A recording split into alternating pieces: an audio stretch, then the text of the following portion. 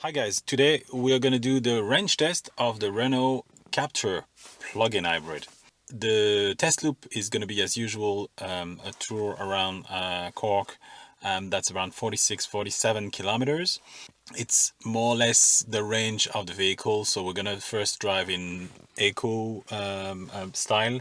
There's no eco mode as such here, we just have a pure EV mode, so we're just going to use battery. But I'm gonna, as usual, drive more economically, anticipate as much as possible, and I will not use the heater. And then tomorrow I'll do another test with normal driving. Why don't I do those two tests one after the other? Simply because I need to recharge battery, because I need a full battery to do this test, and that doesn't fast charge obviously, so it needs probably around 3 hours to charge here at home. So I'll do the second test tomorrow. But what I'll do on top of it is I'll do a same loop with petrol. So after the first loop tonight, the battery will be empty, so I will empty the battery, and once it's empty I'll do the same loop running on petrol to see how many liters per 100 kilometers it does as a regular self-charging hybrid. So we'll see what it gives, because you might want to compare that number to a petrol diesel car that you might use today, if you know that sometimes you will use it as an electric vehicle only, but sometimes you won't, and you want to know what's going to be the fuel economy in that situation. So we'll do those two tests, and then I'll do the same tomorrow. I'm not sure if I'm going to do the normal driving test tomorrow. Maybe I will if I have the time. I don't have so much time, so but if I have the time, I'll do it as well. Let's go.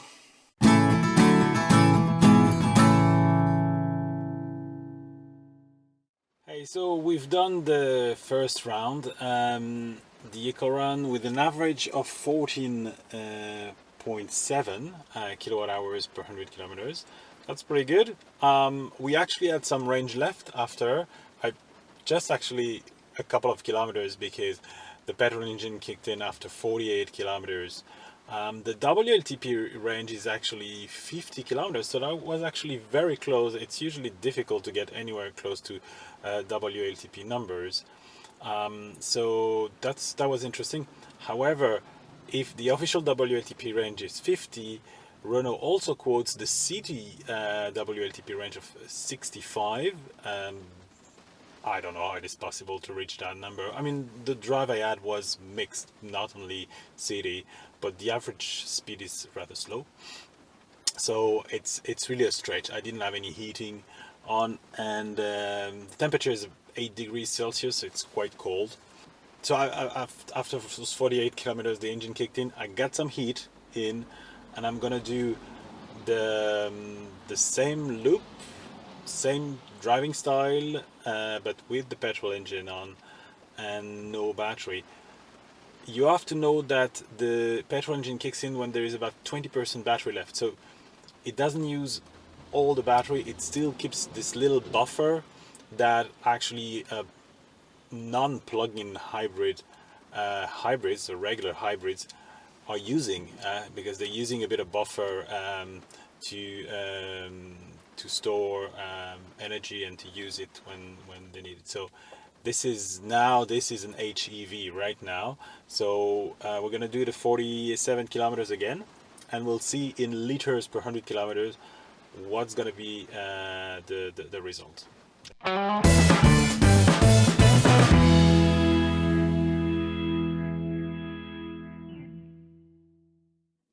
I'm back.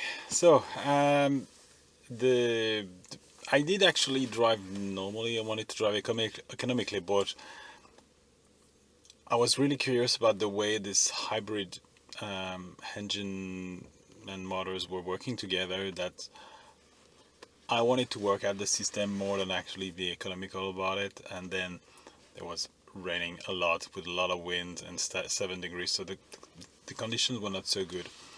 However, I still did 5.2 liters per 100 kilometers on the loop, and 0.8 kilowatt hours per 100 kilometers. So there's also a consumption, so it's double consumption, not just the petrol. Very interesting. So first, the 5.2 liters, it's actually quite good. If you think about it, considering the conditions. If I used to have 2008 Prius, I think in similar condition, it wouldn't have done much better. Probably not, actually. 5.2 is quite good. And if you think a diesel Captur, for example, that would be probably higher, around 6 liters, and a petrol one probably is between 7 and 8 liters on a similar route. This is still a relatively slow route, so it's not motorway or en-road driving. If it was motorway or en-road driving, I'll try to see that tomorrow, but I expect the diesel Captur to be actually to have a lower average consumption. You know, if you really drive only on the petrol on this, a diesel would do better. But the reality is you should charge as much as possible, so the actual consumption in liters would be much lower. What was really interesting is the way this powertrain is working. It's a bit difficult to understand. It's not a CVT, so like on a Prius. And a Prius is actually quite simple to understand how it works. You know that when you accelerate a bit more, eventually the engine will just kick in and it will run, and then if you slow down, the engine would stop. This doesn't work like this at all.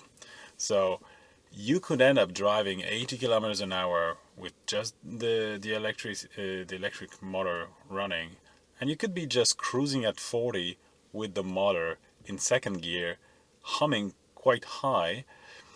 And actually, the very interesting thing, I'm going to show you that right now, is that on the trip computer, you've got liters per 100 kilometers and the kilowatt hours on the other side, just in the center of the screen.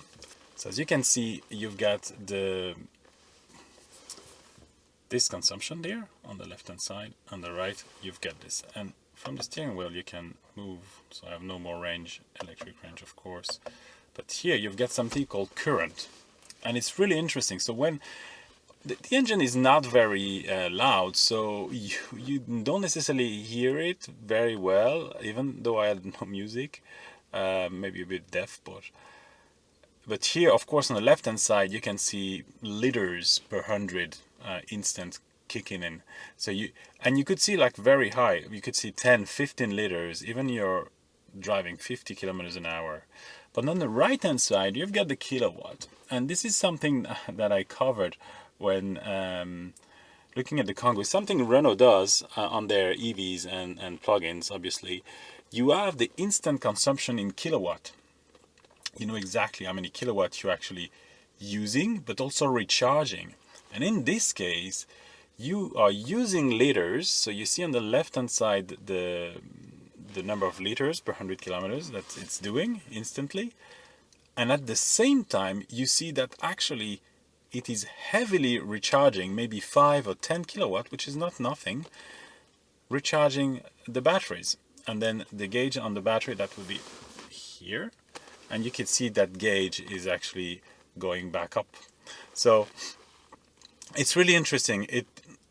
I wouldn't say it doesn't make any sense, because it probably does, but it's a very complicated system, that's for sure. So there is one engine, so it's 1.6 liter petrol engine, 4-cylinder, non-turbo. There are two motors. One is only regenerating, and the other is working with the engine. And there is a 4-speed gearbox for the petrol engine, and there's a 2-gear gearbox for the electric motor, which is quite interesting. There's a bit of a gap when you go for around 75 kilometers an hour, and I will try it again, but I think this is what happens is when the second gear kicks in. So that's something really interesting. This is the first time I drive an EV with 2 gears. So yeah, so that was quite interesting. Tomorrow I will do the normal range test. So I don't expect to end my route of 47 kilometers on a full tank. It will probably the petrol engine will probably kick in before that, but we'll see anyway. So yeah, I'll see you tomorrow. Now let's charge the car. Hi guys, this is now day 2 of the range test. The car is fully charged now. What we're gonna do, so we'll do the normal run for the next hour, and then what I will do, because we already did kind of the same route with petrol only, what we'll do is just a motorway run now. So there is a stretch of probably around 15-20 kilometers. That's about 100 kilometers an hour. Well, that's the dual carriageway, so 100, and the section has 120 as well. And so I'll do a return trip, so probably around 40 kilometers, but I'll do it just cruising, so 100, 120, depending when it's possible. So just to see how it goes with motorway speeds, with the battery completely depleted. So if you have to do a long distance trip, say from Cork to Dublin, you will only use the electric part of it for the beginning of it. But with this, you can see exactly what it does just running on petrol, really. So let's go for now. I'll give you the results of the first range test in an hour, and then we'll go for the second one.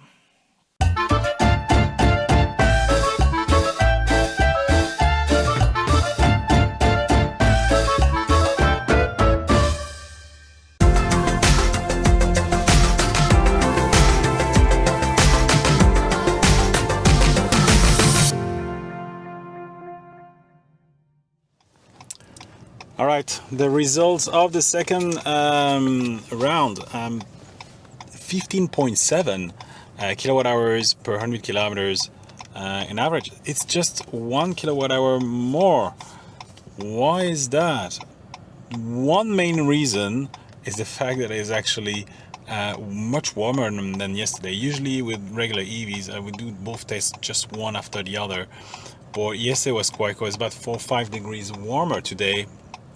And yesterday we had rain most of the trip and wind, and today was actually fine. On top of it, I didn't have to use the air conditioning much more, and I mean it was basically doing nothing. So, which explained this. Interestingly, actually, this trip took me 5 minutes more than the one of yesterday, even if I was supposed to be driving faster. The reason is, like, when I got to the city center in Cork, there was a lot of people, and the traffic was quite heavy for 9 p.m. anyway. So this explains that. I was driving a bit slower that part, but the rest I was driving normal speed, so that wouldn't really play too much into the actual average consumption. So now I'm gonna go to the dual carriageway, and I'll do a round trip at 100 kilometers an hour. I think I'll keep it 100 kilometers an hour just to make it easier for you to realize, because if I do a part of 120, you might think, okay, how much of this, etc. So I'll reset my trip meter once I'm at 100 kilometers an hour on the road, and then on the way back after so many, I'll give you the results.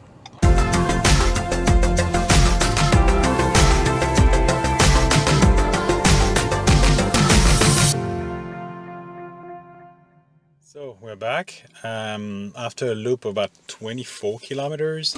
The average consumption was 5.8 liters per 100 kilometers. So at 100 kilometers an hour, I was in cruise control, and I did a return trip. So if there was a wind, it was cancelled out. If you ask me, 5.8, I think it's quite good. I don't have any point of comparison, so it's a bit difficult to tell you compared to any other hybrid. But I expect a diesel to do around 5 liters, maybe a bit less, and a petrol around 7. So 5.8 for hybrid, which is actually a 1.6 liter petrol with a bit of efficiency gains there. It's no more than that. The petrol engines was running pretty much all the time. So yeah, that's it for this test. I thought it was interesting. I don't have the test at 120. What I would like to do now, but unfortunately I'm not able to, is to do a test at 70 and 80. The reason why, in pure EV, the reason why is that there are two gears, as I was saying, on the electric motor. So, and the second gear it gets at around 75, 76. And so I would really like to do the test at 80 and a 70 to see if like high rev in first gear makes big difference at 70 than low rev in second gear at 80.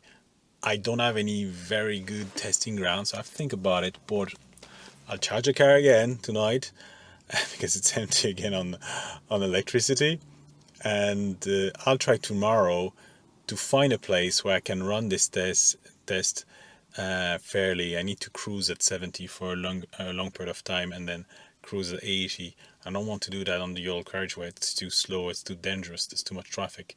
So I'll see that tomorrow.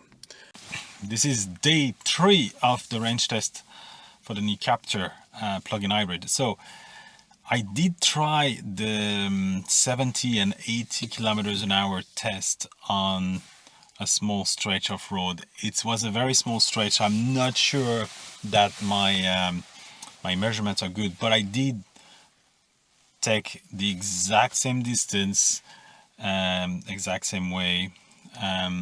Also, I was on the cruise control all this time, no hitting. So unless there was wind, the measurement should be good, but it was just 3 kilometers, so it was a bit difficult to be cruising more than that. And I did find out I had only 0.1 kilowatt hour per 100 kilometers difference between 70 kilometers an hour on first gear and 80 kilometers an hour on second gear. So, which led me to think, so there is definitely some sort of difference. The second gear has an effect on the consumption.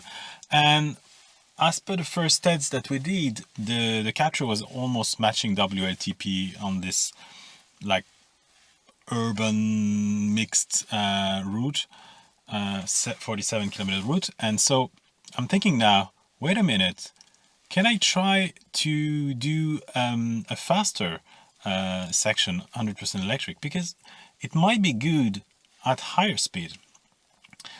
The first results we got was that it was not as good as a normal EV, a similar EV. So of course it's less than the Kona and all the other EVs because it's heavier because of the engine. But now I'm thinking, you know what? If the second gear is tall enough and is set correctly, maybe the cruising speed at 100 kilometers an hour, maybe we have a good average. So I don't know. Let's try to find out now. I just charged the car fully again. Took me another 3 hours. So now I'm going to hit the road. There's a dual carriageway just a kilometer out.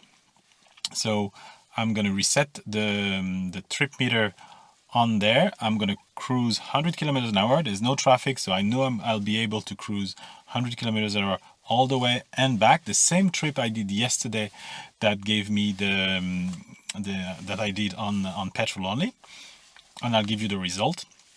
And if I ever feel like it, I might even finish the battery altogether to see what's the total range at this speed.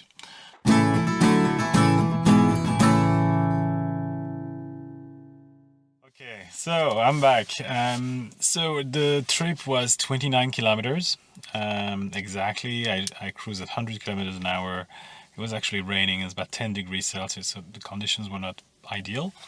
But I returned 18.2 kilowatt hours per 100 kilometers, which doesn't sound too good. But hear me out. First, the weather condition is not so good. Second, if you compare to the eco run that I did, it's just 20% worse. And those eco runs usually are very favorable. So relatively speaking, I think this car is doing very well at higher speed. On the eco run, the Zoe did 11.1. So if the Zoe was doing 20% worse, it would be around 13, 14. And I don't think a Zoe can do 13, 14 in those weather conditions, 100 kilometers an hour cruising with rain and cold. So I think the second gear has an effect on the efficiency at higher speed. So that little section of 29 kilometers took me 60% of the battery. So 29 kilometers is going to tell me, oh yeah, you can do more than 50, which is WLTP range. Yes, in theory, but actually you're not using the 10-15% at the bottom, the buffer. So in theory, you probably do 40 kilometers at this speed, but that's pretty good. To be honest, if you're getting 20% less than WLTP cruising at 100 kilometers an hour in those weather conditions with any sort of EV, you would say that's pretty good. So I'm pleasantly surprised. I was not really expecting it, and as you know, it's not really the test I usually do, but I thought it was pretty cool. So this is it. It's enough now testing for the Captur plug-in hybrid. The gearbox is still a mystery. So I read there were 15 different configurations between the 4 gears and the 4 gears of the petrol engine, the 2 gears of the electric one, and then if they're not using any, it gives a total of 15 different configurations. And this is the magics, you know. Magic happens there. Thanks for watching. Please let me know in the comment if you have a plug-in hybrid and you drive 100% EV at those speed. Tell me what's your fuel economy or electricity economy. And I'm really curious to know if this is actually as good as I think. So please let me know. And if you have a Zoe as well at 100 kilometers an hour, what would be your average? So thank you for watching. Give us a like, please, and talk to you next weekend. Bye-bye.